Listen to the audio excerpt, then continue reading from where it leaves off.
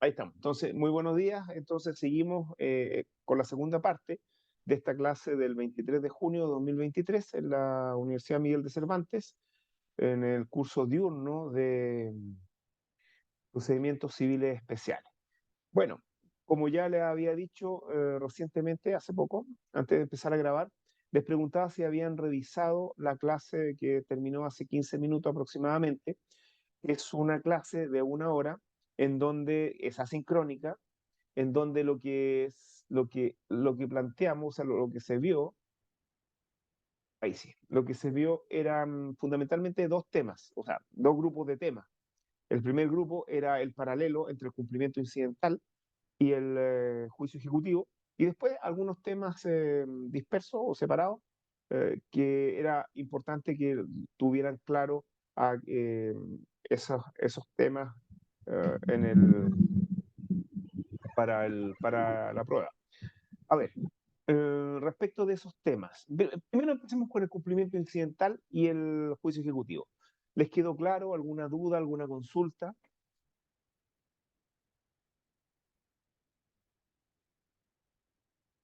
¿Algo que me quieran decir respecto del cumplimiento incidental y el juicio No, ejecutivo? por mi parte no, profesor. Ya. Entonces yo les voy a hacer las preguntas, pues, ¿ya? A ver, ¿me pueden decir, según lo que ustedes vieron de esa clase, qué conviene más? Si yo tuviera una sentencia definitiva en un juicio declarativo, ¿qué conviene más? ¿Presentar un cumplimiento incidental o presentar un juicio ejecutivo? A ver, Cumplimiento incidental, profesor. ya, ¿con quién hablo? Con Marco. Ya, don Marco. Deme un argumento para decir por qué me conviene más el cumplimiento incidental. Porque según lo que entendí yo, hay menos posibilidad de que el demandado se pueda defender. Ya, Cuando hizo el paralelo, ya, cuando hizo el paralelo, tiene que entregar documentos fundantes. O sea, en el cumplimiento incidental, si es que se llega a defender, tiene que, aparte de entregar documentos escritos, tienen que ser muy bien fundados. ya, pero, Por lo otro ¿de quién también está los plazos hablando? son más acotados. ¿Ah? ¿De quién está hablando usted? Del cumplimiento incidental, profesor. No, pero ¿de quién? ¿Quién tiene que entregar documentos fundantes? El demandado, El demandado. ¿Y para qué tiene que entregar documentos fundantes? Para, para que se pueda defender. pero ¿cómo se defiende? Para A través de, a través de, pues, no sé si acaso era la contestación, profesor, pero son el, excepciones o es oposición o es defensa. Entonces, cuando oposición, se defiende, tiene que es una presentar oposición. documentos fundantes que justifiquen su defensa. Por ejemplo, Sí, si el demandado, si el ejecutado dice que pagó, ¿qué tendría que acompañar? tendría que acompañar algún antecedente que acredite el pago. ¿No es cierto? ¿Como cuál? Pero tiene que ser a posterior, eso sí, profesor, Claro. porque no vale que sea antes, porque Pero, si es antes, ¿a posterior de qué? eh, a posterior de que se haya terminado el juicio ordinario declarativo. Claro, todo tiene que ser con posterioridad a la dictación de la sentencia. Tiene que ser hechos que se funden en hechos ocurridos con posterioridad a la sentencia definitiva, efectivamente. Ya, ¿alguien tiene otro argumento para decirme que conviene más el cumplimiento Y incidental lo, que el juicio ejecutivo? bueno, y lo otro No, pero también, es la y lo, oportunidad a otros sus compañeros. ah, ¿No? Si disculpe, disculpe. usted ya entendió. A ver, ¿quién más? Por acá, Francisco Ya, don Lara. Francisco, a ver, cuénteme, Yo ¿qué creo más? que primero hay que distinguir A ver, si esa sentencia ha pasado un año o han pasado ya, más. Porque si han ya, pasado más de un año hay que hacerlo a través de juicio ejecutivo. claro. Sí, el plazo Esa es era más mi otra extenso, son pregunta, 3 años. preguntarle en qué casos conviene el juicio ejecutivo, en qué caso el juicio ejecutivo es la única vía. Claro, en el caso que se nos pasó el plazo de un año, efectivamente, Claro, ahí habría que hacerlo por juicio ejecutivo. En caso justamente. contrario, se podría hacer por cumplimiento incidental, exactamente. Bien. Ya, y alguien puede justificarme algún beneficio, otro beneficio del cumplimiento incidental?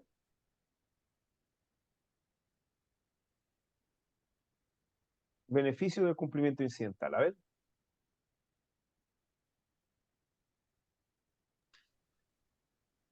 El plazo, no sé, yo mismo u otro. ya, no otra Ah, ya. persona, a ver. qué conviene más el cumplimiento?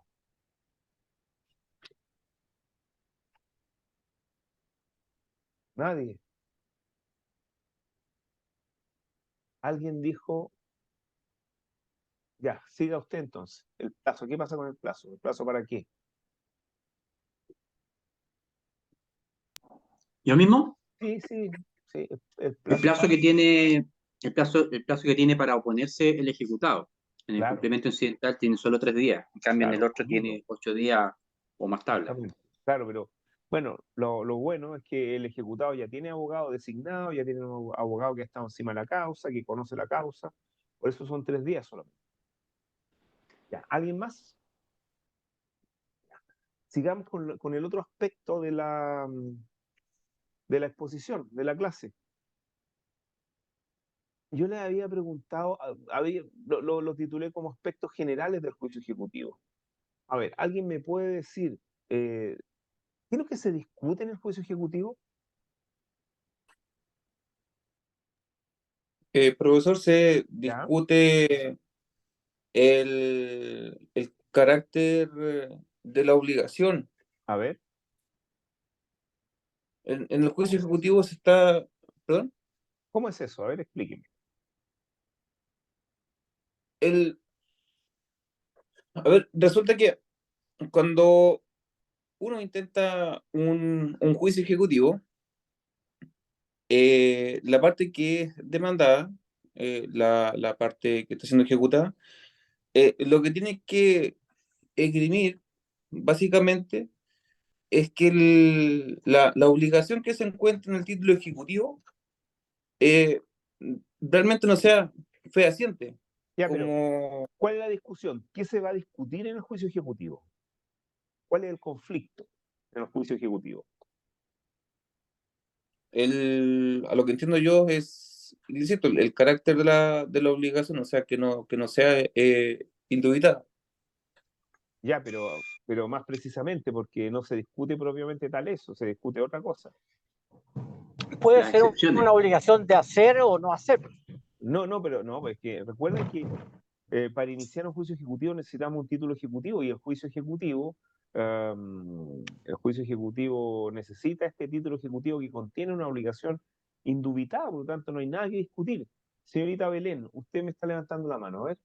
Sí, profesor, A ver. se discuten las excepciones que se opongan. Justamente, esa es la respuesta adecuada. Se discuten las excepciones.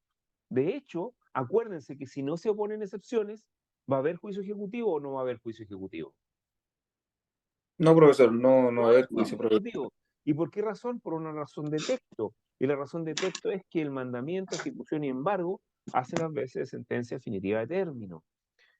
Y de hecho, es muy sencillo, porque ¿qué va a resolver la sentencia en el juicio ejecutivo? La sentencia, ¿qué va a resolver?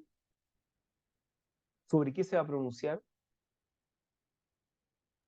Se va a pronunciar sobre las excepciones. Sobre las excepciones. Si esa es la discusión, las excepciones, esa es la discusión. Ya, eso en general. Ya, ¿y alguien me podría decir qué vinculación hay entre el cuaderno de apremio y el cuaderno principal? A ver, ¿cuál será la principal vinculación? Hay varias, pero uno podría hablar una o dos que son esenciales. A ver, ¿cuáles serían las vinculaciones que hay entre el cuaderno principal y el cuaderno de apremio? A ver, ¿o no se vinculan? Lo que pasa en un cuaderno no afecta al otro cuaderno. ¿Eh?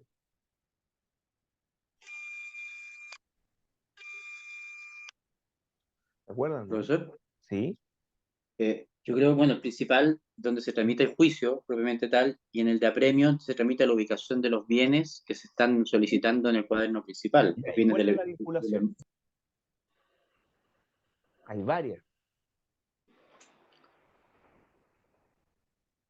Lo que pasa en el cuaderno principal, o sea, lo que pasa en el cuaderno de apremio, por ejemplo, ¿va a producir efecto en el cuaderno principal? ¿Habrá alguna cosa que pase en el cuaderno de apremio que produzca un efecto esencial en el cuaderno principal o ejecutivo? El mandamiento de ejecución y embargo, profesor, a eso A ver, va dirigido. podría ser, pero a ver, ¿por qué se vincula el mandamiento de ejecución y embargo, que está en el cuaderno D? ¿En qué cuaderno está? El mandamiento, El, el mandamiento, ¿en qué cuaderno va a estar?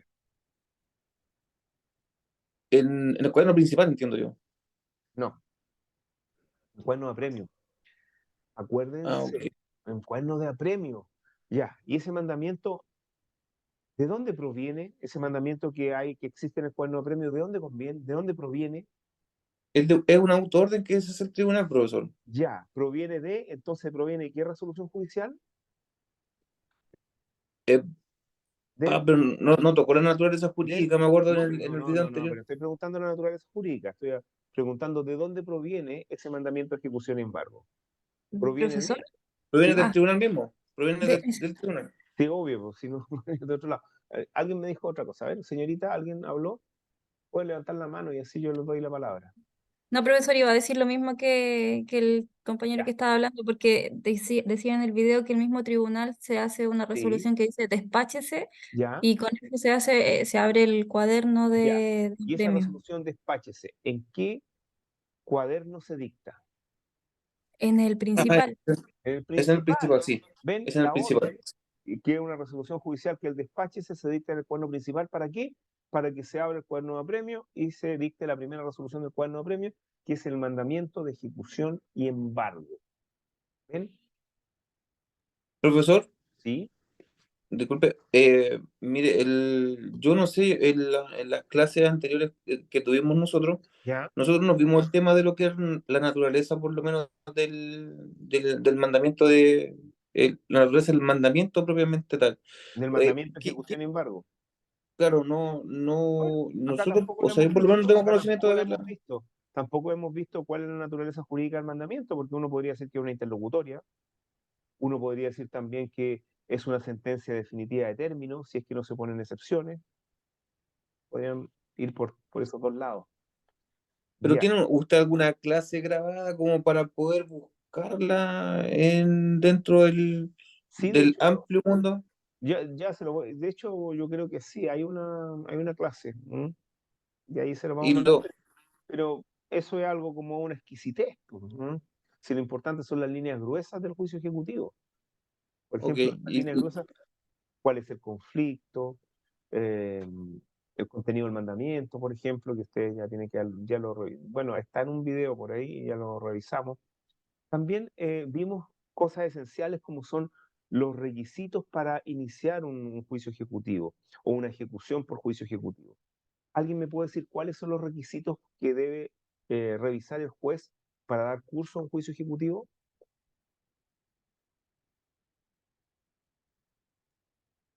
que la acción no esté prescrita, profesor, es una, Ya, primero, que la acción ejecutiva no esté prescrita. ¿Qué más? que también exista un título ejecutivo, Bien, un título ejecutivo. ¿Qué más? eh, la obligación tiene que ser líquida o liquidable, ¿Ya? ¿Qué más? y no recuerdo si acaso sea actualmente exigible, creo que la Sí, última. actualmente exigible, o sea, pura y simple. Efectivamente, no sometida a modalidad. ¿Ven? Esos son los cuatro requisitos. A ver, el, empecemos con el primer requisito. ¿Alguien me puede decir lo que es un título ejecutivo? A grandes rasgos. Aquel en donde se encuentra una obligación de carácter indubitado, profesor. Ya, pero ¿aquel qué? Aquel documento, Documento. En las clases vimos documento. que siempre estamos frente a un documento, incluso cuando no existe nada, que es el caso de la confesión judicial, va a haber un documento que va a estar constituido por toda la tramitación de la gestión preparatoria, que es la confesión. Y ese documento se va a adosar a la demanda ejecutiva o la demanda ejecutiva se va a adosar a, ese, a esa documentación judicial. ¿Ven? Siempre un documento. Ya. Y que da cuenta de una obligación indubitada. ¿Qué significa que sea indubitada la obligación? Que tenga el carácter de cierta, que Efectivamente, sea que no está fehaciente. discutida. En el caso del más preclaro, que es el caso de la sentencia definitiva ejecutoriada, obviamente no hay nada que discutir. Ahí está clarísimo. y también la ley le ha dado atribuciones a otros documentos que cumplen con ciertas ritualidades y formalidades para que también contengan una obligación indubitada porque han pasado muchas cosas. Por ejemplo, el que firma un cheque, primero tuvo que sacar una cuenta corriente, inscribir sus datos, llenar el cheque, emitirlo a nombre de una persona, llenar los datos de la persona y firmarlo. Es decir, han pasado demasiadas cosas como para que la obligación después tenga dudas, haya dudas respecto a la obligación. Lo mismo respecto a la letra de cambio, el pagaré y el cheque. ¿Ven? Lo mismo respecto a eso. Y el instrumento privado también. El instrumento privado es cualquier documento escrito, pero lo importante es que él tenga la firma, que dé cuenta de una obligación indubitada, actualmente exigible, no prescrita, líquida o liquidable, etc. ¿Ven? Bueno, esos requisitos creo que están claros en las clases que ustedes ya han tenido anteriormente. Pero existen ciertas características de los títulos ejecutivos que eché de menos, me parece, en las clases. ¿Qué características son esenciales a los títulos ejecutivos? A ver, cualquiera de ustedes. Que los crea el legislador, son propios del legislador. Efectivamente, son creación solamente del legislador. Uno puede decir que se acuerda esa clasificación de los títulos ejecutivos legales, judiciales y convencionales. Claro, uno puede decir, bueno, pero ¿y los títulos ejecutivos convencionales donde los crea la voluntad de las partes? Es que no están así. Lo que pasa es que la voluntad de las partes llena un continente o un envase que ya está creado por la ley, como por ejemplo una transacción. A pesar que la transacción en sí no es título ejecutivo, podríamos decir propiamente tal, una transacción contenida en una escritura pública. Ya. ¿Qué otra característica también esencial tienen los títulos ejecutivos? Aparte de la Que son obligación, autónomos. son autónomos. ¿Y qué significa que sean autónomos? Que se vale por sí mismo. Justamente, entonces, ¿qué está prohibido?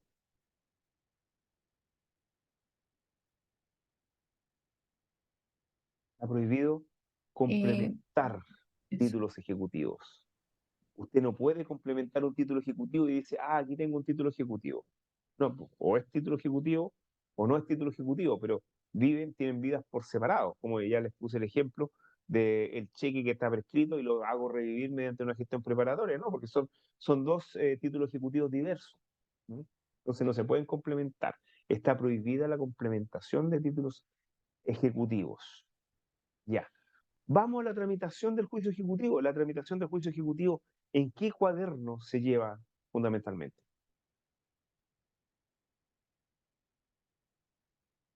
En el cuaderno principal. Bien, en el cuaderno principal, efectivamente. ¿Y cómo empieza un juicio ejecutivo?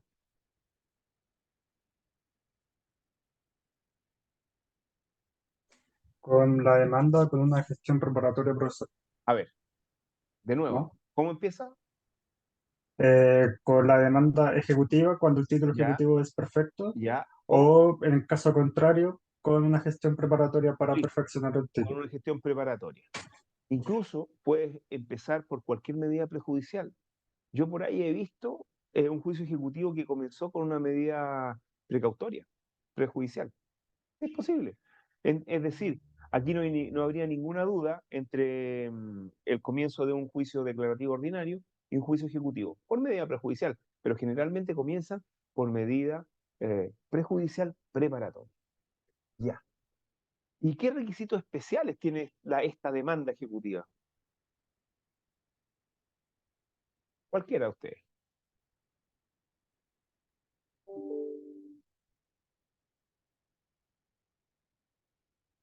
¿Qué requisitos especiales? O el requisito especial, mejor dicho. Que el título tiene que ser perfecto. Pero la demanda, estamos hablando de la demanda, no estamos hablando del título, de la demanda. ¿Qué requisito especial tiene la demanda ejecutiva?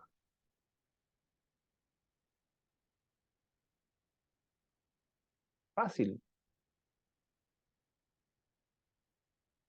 El- el- es De, que, se- Levanta la adelante. mano si es que no.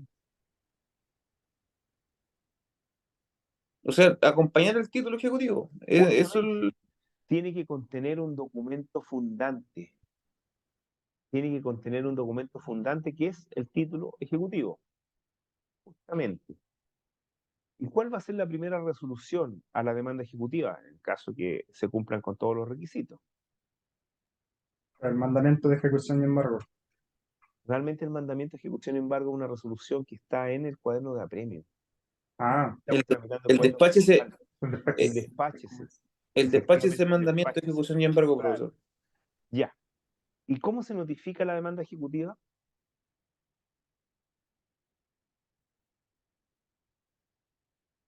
Igual Por que cualquier cédula. demanda, po. Por cédula, pero no siempre por cédula. ¿Cuándo se va a notificar la demanda ejecutiva por cédula? Cuando ya ha sido notificado anteriormente. Sí, ¿por qué razón? ¿Se acuerdan? Porque ya se conocen a las partes. Entonces No, ya ha no sido tanto por eso, porque las demandas se notifican personalmente por ser demandas.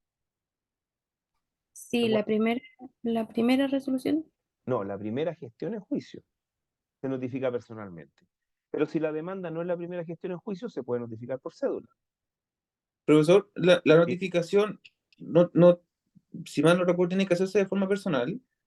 Claro, la primera gestión en juicio se notifica personalmente, pero si no es la primera gestión en juicio la demanda, como por ejemplo, si el juicio empezó por una medida prejudicial preparatoria y esa se notificó Ah, personalmente, después la demanda se puede notificar por cédula, no hay problema. ya, perfecto. Entonces, habría que distinguir en Claro, ese aspecto, profesor. O en la sea, si gestión o empieza con no, la demanda, claro, justamente. si empieza con una gestión Mm, preparatoria, sí, entonces la primera, o sea, la notificación de la demanda ejecutiva puede ser por cédula, pero claro. si no hubo entonces una gestión preparatoria, tiene que ser personal. Personal, como Ah, ley perfecto. general. Ya, profesor. Esa duda Sí. tenía, profesor. Gracias. Mm, ya. Y aquí hay una vinculación. Em, ¿Qué plazo tengo para defenderme yo como ejecutado? 8 días, profesor. ¿Contado desde Después cuándo? desde el requerimiento de pago. ¿Y dónde se hace el requerimiento de pago? El requerimiento de pago tiene que hacerse tengo entendido, en el domicilio. No, ¿dónde? ¿En O, qué parte? ¿En qué cuaderno? En el de apremio, profesor. En el de sí, apremio. Entonces, la primera. se dan cuenta una gestión que ocurre en el cuaderno de apremio va a producir un efecto bien importante de emplazamiento en el cuaderno principal. Entonces, esas dos cosas son bastante trascendentes respecto de la relación entre ambos cuadernos, ¿no? La primera, que es la primera resolución, que ordena que se abra el cuaderno de apremio y que se dicte una resolución en el cuaderno de apremio, que el despache es el que se dicta en el cuaderno principal, y la otra que el plazo para defenderme ocurre por un hecho que ocurrió en otro cuaderno, no con la notificación de la demanda. Entonces, es bien trascendente eso. Ya.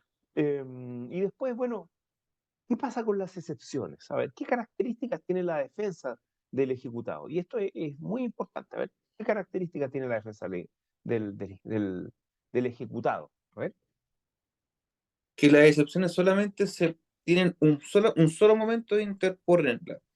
muy Y bien, muy bien. Eso es lo esencial del juicio ejecutivo. Solamente puedo interponer las excepciones en ese plazo que me da la ley. No puedo interponerlas después ni antes.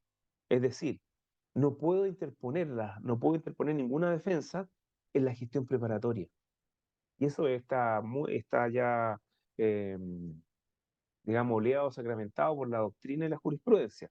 No es un momento para defenderse en la gestión. En la gestión solamente puedo hacer lo que la ley me permite hacer. Y la defensa tendrá que venir con las excepciones, por una parte. Y por otra parte, no existen estos de las llamadas excepciones anómalas. ¿Se acuerdan de las excepciones anómalas en el juicio ordinario? Que son aquellas excepciones que tienen harta fuerza, harto poder liberatorio, y por lo tanto se permite que puedan ser presentadas después de la contestación de la demanda hasta casi el fin del juicio. En cambio aquí no. Aquí si usted como ejecutado no contestó, se acabó el juicio. Ya no hay nada que discutir. Solamente tendremos que tramitar el cuaderno de apremio, y el cuaderno de apremio es netamente administrativo, con algunas autorizaciones jurisdiccionales, pero nada más. Pero es netamente administrativo, es 100% ejecución. Y por eso es problemático entregarle esta administración de bienes y esta liquidación de bienes a un tribunal. Es bien problemático porque los tribunales no es su función.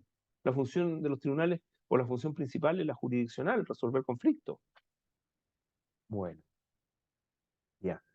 Y otra cosa importante, que esto no estaba en la clase anterior, pero alguien me puede decir em, cómo se realiza el requerimiento de pago.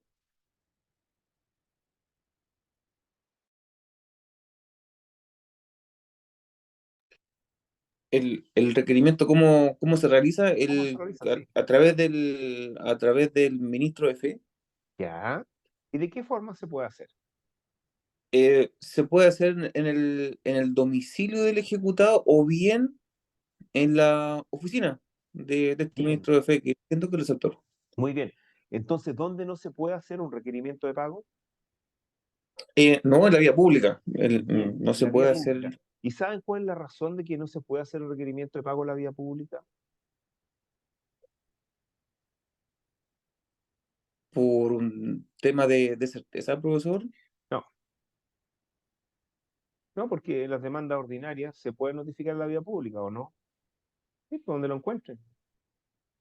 Porque al momento de requerir se puede proceder también. A ver, No, a ver, profesor, es una razón no. histórica, es una razón histórica de por qué el legislador estableció que el requerimiento de pago pueda ser solamente practicado en un recinto privado. La razón histórica tiene que ver con toda la filosofía o la forma de vida del siglo XIX. Tengan presente que nuestro Código de Procedimiento Civil es esencialmente tradición jurídica del siglo XIX. Y en el siglo XIX había, habían otras formas de ver la vida, otras formas de relacionarse. De hecho, el deber dinero era una ofensa. Que a uno le cobraran en público, yo creo que hasta ahora, hasta el día de hoy, que a alguien le cobren en público es una ofensa. Es muy mal visto que alguien deba dinero. Bueno, antes, en el siglo XIX, era muy mal visto. Actualmente, bueno, ¿quién no debe? Pero era muy mal visto. Entonces, todo esto debía hacerse privadamente. Ya. ¿Y de qué forma se puede hacer en lugares privados el requerimiento de pago? ¿Cómo, profesor? Disculpe. ¿De qué formas se puede hacer el requerimiento de pago? Formas, no lugares.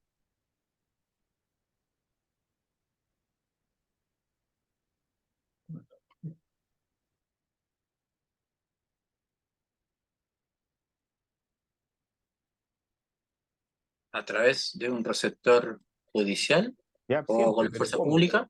¿Pero cómo? No, fuerza pública no. ¿Saben lo que es el requerimiento de pago? Informar El lo que se requerimiento de pago. Sí, ¿saben lo que es el requerimiento de pago? Sí, requerir al ejecutado que pague. Justamente, Los dos.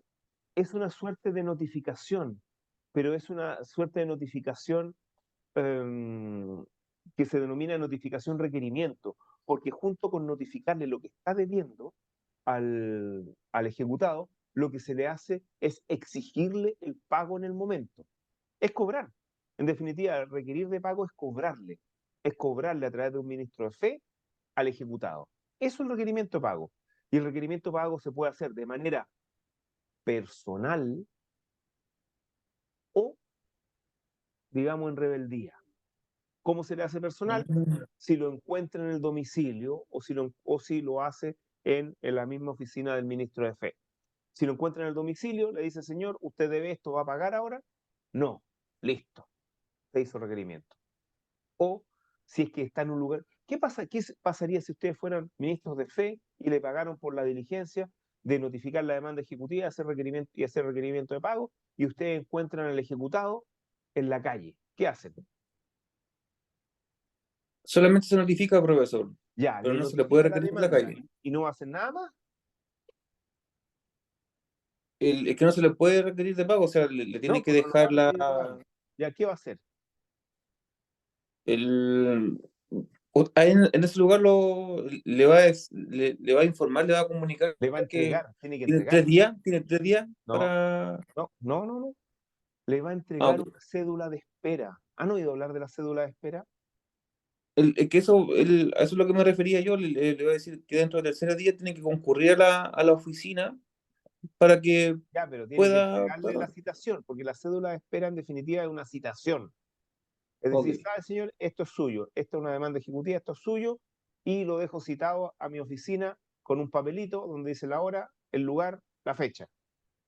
Y llegado el día de la citación, el requerido, bueno, el ejecutado seguramente va a decir no voy a ir y no me van a requerir. No, pues lo van a requerir ahí mismo. Va a quedar requerido en rebeldía. Esas son las formas de requerir de pago. Personalmente, en un lugar privado y obviamente que lo encuentre, que haya un enfrentamiento personal con el ministro de Fe, o en un lugar público, o que no lo encuentre y lo deje citado con la cédula de espera. ¿Ven? Ah, entonces también se puede hacer la forma en el lugar público es a través de la cédula Claro, de lo cita espera. ahí Esa es la mismo. forma. Sí, lo cita Perfecto. ahí Ya. mismo, si no lo va a requerir de pago, lo va a citar, lo va a dejar citado. Ya. Bueno, a ver. Miren, voy a seguramente el día martes vamos a empezar a las 10 de la mañana, pero vamos a tener, les voy a pasar una clase para que conversemos de esa clase. Ustedes la ven el fin de semana y conversamos, igual como estamos conversando ahora, de la clase que di, que estaba ahí, o sea, que empezó a las 10:15. Y ¿saben de qué vamos a conversar? Vamos a conversar de donde quedamos, de donde quedaron ustedes respecto al juicio ejecutivo, que es la liquidación, la liquidación de, de los bienes embargados, pero poniendo especial interés en la liquidación de los inmuebles. Esto es muy importante, la liquidación de los inmuebles. Entonces yo dejar, les voy a mandar el link de la clase que tuve con el curso vespertino respecto a la liquidación de inmuebles. ¿Ok? Donde hay varios pasos que seguir para liquidar un inmueble. Y vamos a conversar de eso.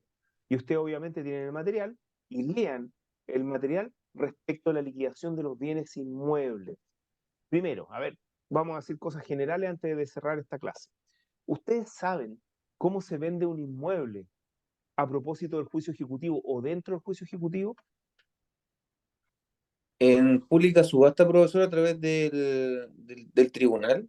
Bien, lo vende el tribunal. ¿Y quién va a ser de martillero? ¿Quién va a adjudicar el El inmueble? secretario del tribunal, profesor, No, lo hace el juez. ¿no? Lo Ah, hace ok. el juez. El juez vende los inmuebles. ¿Y dónde se pueden vender los inmuebles? ¿En qué tribunales?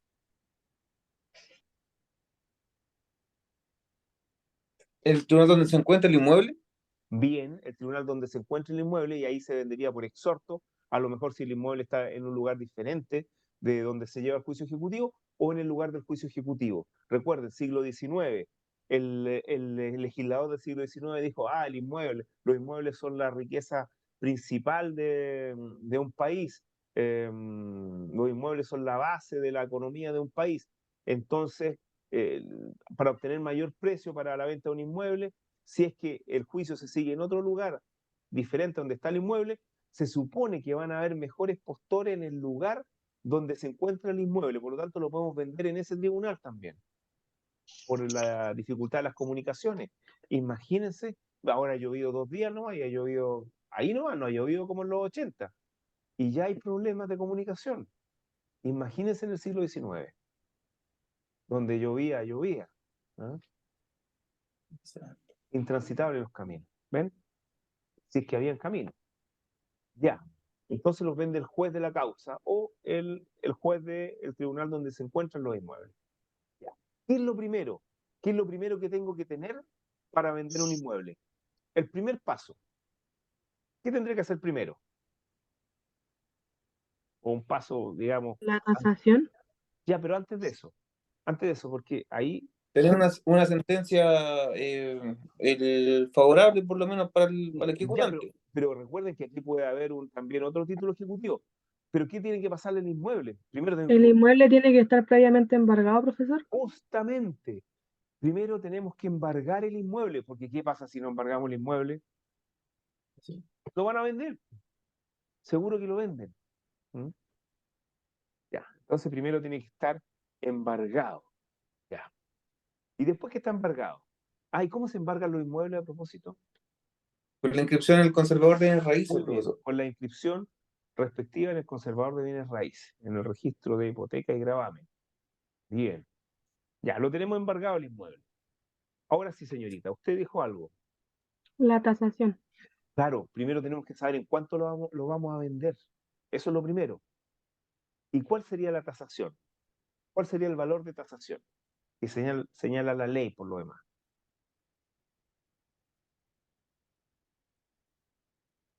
Se supone que en primer término tiene que ser propuesta por el ejecutante por el Ya, valor que tenga el bien ante el Servicio de Impuestos Internos. muy bien. Es por el valor que tenga el inmueble para efecto del pago del impuesto de contribución, el impuesto territorial, y eso se denomina avalúo fiscal. Es decir, el valor va a ser el avalúo fiscal. Pero sabemos que los avalúos fiscales no están siempre al día. El mercado siempre es más rápido que, digamos, que el Estado, que las instituciones estatales. Pues si todo lo privado es más rápido que lo estatal. ¿Mm? Entonces, Se supone que para eso también se puede como solicitar un peritaje. justamente, porque imagínense que el ejecutado se da cuenta que se está vendiendo un inmueble que tiene una tasación antigua que generalmente equivale a un tercio o menos a la tasación real o el valor comercial. Entonces, yo puedo pedir en un plazo en que me comuniquen la tasación, yo puedo pedir la determinación del precio mediante un perito tasador, justamente, que es lo que siempre se hace. Ya. Y después la tasación, ¿qué hay? Las bases del remate. Muy bien, muchas veces la tasación está previa a la base del remate, pero otras veces en la misma base del remate se propone el precio. ¿Y ahí qué va a contener? Díganme un contenido esencial de las bases del remate, aparte del valor. ¿Qué va a ser lo esencial de las bases del remate?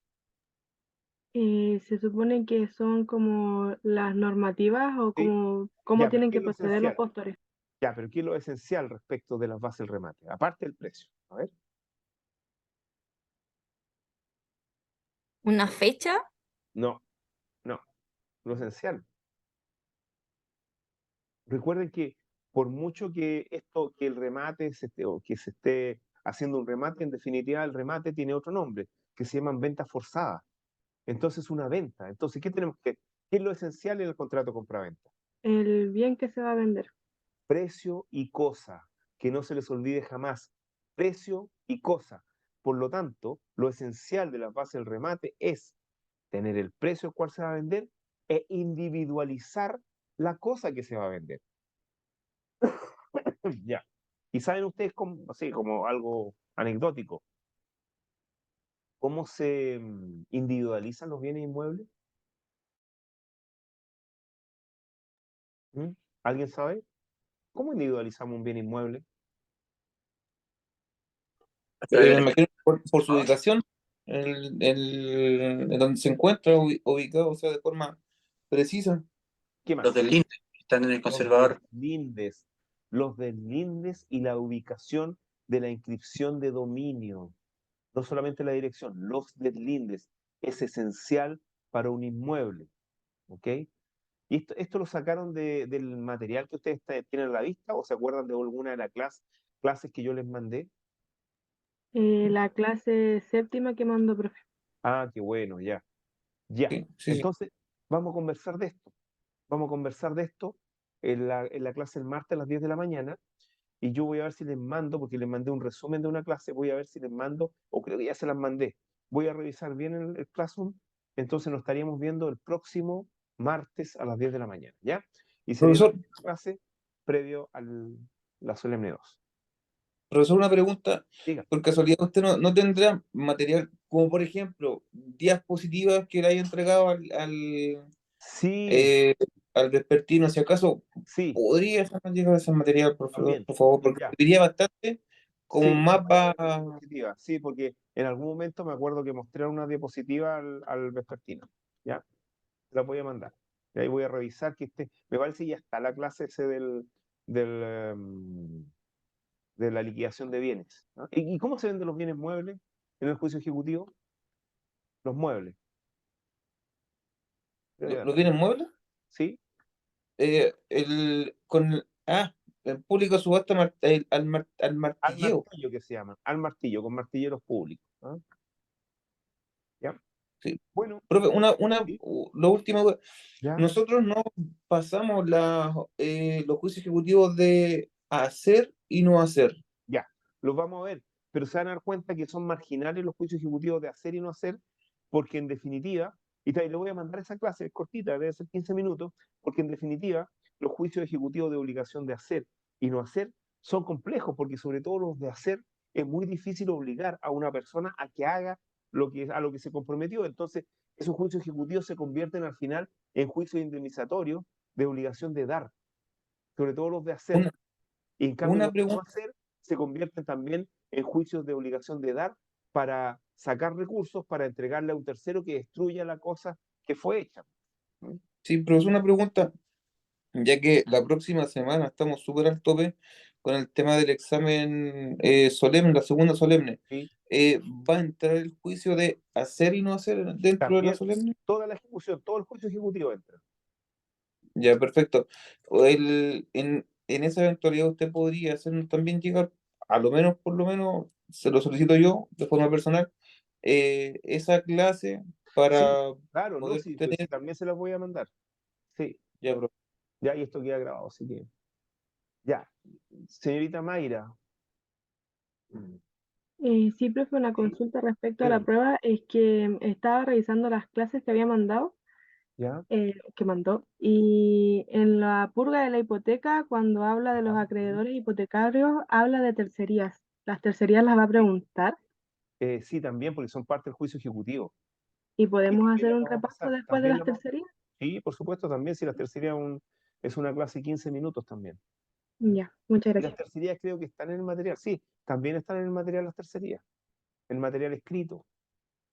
Y también su Ya, profe. profesor, el profesor antiguo, también se las había pasado, por lo que pude revisar de unos videos. También Sí, habla de pasó solamente la tercería de posición y la y de tercería de dominio. dominio. Sí, pero sí, yo voy a pasar las otras dos. ¿Ya? Eso entonces. Nos vemos entonces el próximo martes a las 10 de la mañana. ¿Ya? Y esto lo voy a subir igual porque, bueno, esto también es importante. Porque todo lo que yo le he estado preguntando ahora es obviamente lo que a mí me interesa. Entonces también es importante que vean esto. ¿Ya? Así que nos vemos el próximo martes. Que estén muy bien. Chao. Chao, Hasta profesor, luego, profesor. gracias. Chao. Chao, profesor, gracias. Chao.